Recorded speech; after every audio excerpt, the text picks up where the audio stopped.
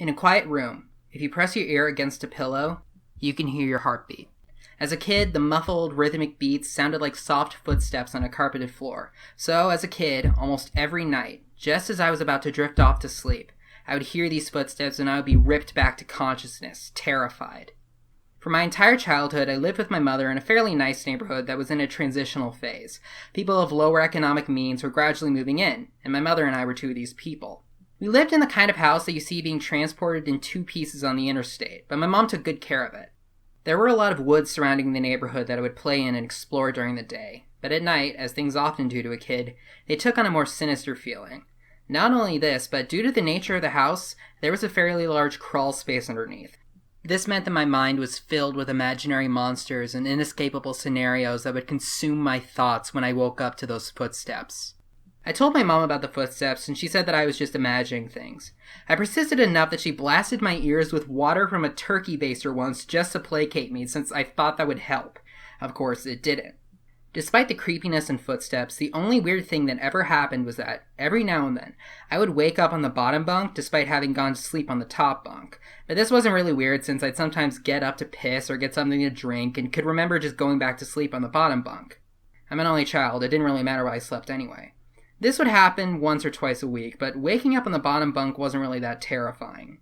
The terrifying thing happened one night when I was around 6 years old. I had heard the footsteps, but was too far gone to be woken up by them, and when I was awoken, it wasn't from the sound of footsteps or a nightmare, but because I was cold. Really cold. When I opened my eyes, I saw stars. I was in the woods. I sat up immediately and tried to figure out what was going on. I thought I was dreaming, but that didn't seem right, though neither did me being in the woods. There was a deflated pool float right in front of me, one of those ones that was shaped like a shark. This added to the surreal feeling, but eventually I realized that it wasn't a dream, and I wasn't just going to wake up in my bed. I stood to orient myself, but I didn't recognize these woods. I'd played in the woods by my house all the time, so I knew them really well, but if these weren't the same woods, then how could I get out? I took a step and felt a shooting pain in my foot, which knocked me back to where I was just laying. I had stepped on a thorn. By the light of the moon, I could see that they were everywhere. I looked at my other foot, but that was fine. As a matter of fact, so was the rest of me. I didn't have another scratch on me, and I wasn't even that dirty. I cried for a little bit, and then I stood back up. I didn't know which way to go, so I just picked a direction. I resisted the urge to call out, since I wasn't sure I wanted to be found by who or what might be out there. I walked for what seemed like hours. I tried to walk in a straight line and tried to course correct when I had to take detours, but I was a kid and I was afraid. There weren't any howls or screams, and only once did I hear any noise that scared me. It sounded like a crying baby. I'm sure it was just a cat, but I panicked. I ran, veering in different directions to avoid big thicks of bushes and collapsed trees. And I was paying close attention to where I stepped, because by that point my feet were in pretty bad shape. I paid too much attention to where I was stepping and not enough to where those steps were leading, because not long after hearing the cry, I saw something that filled me with a kind of despair I haven't experienced since. It was the pool float. I was only 10 feet from where I had woken up. This wasn't magic or some supernatural space bending. I was just lost. Up until that moment, I thought more about getting out of the woods than how I got in, but being back at the beginning caused my mind to swim. I wasn't even sure that these were my woods. I had only been hoping that they were. Had I run in a huge circle around that spot, or did I just get turned around and start making my way back? How was I going to get out? At the time, I thought that the North Star was just the brightest star, so I looked for the brightest one I could find and followed it. Eventually, things started to look more familiar, and when I saw the ditch that me and my friends would have dirt clod wars in, I knew I had made it out. By that point, I was walking really slowly because my feet hurt so much, but I was so happy to be so close to home that I broke into a light jog. When I actually saw the roof of my house over a neighboring lower set house, I let out a light sob and ran faster. I just wanted to be home. I had already decided that I wouldn't say anything because I had no idea what I could possibly say. I would get back in the house somehow, clean up, and get in bed. My heart sunk as I rounded the corner and my house came into full view. Every light in the house was on. I knew my mom was up, and I knew I would have to explain or try to explain where I had been, and I couldn't even figure out where to start. My run became a jog, which became a walk. I saw her silhouette through the blinds, and although I was worried about how to explain things to her, that didn't matter to me at that point. I walked up the porch steps, put my hand on the doorknob, and turned it.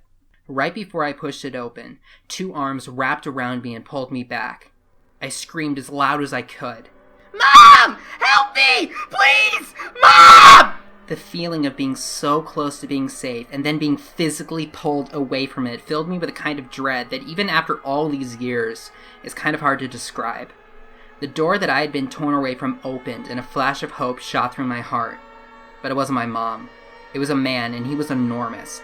I thrashed around and kicked at the shins of the person holding me, while also trying to get away from the person who had just come out of my house.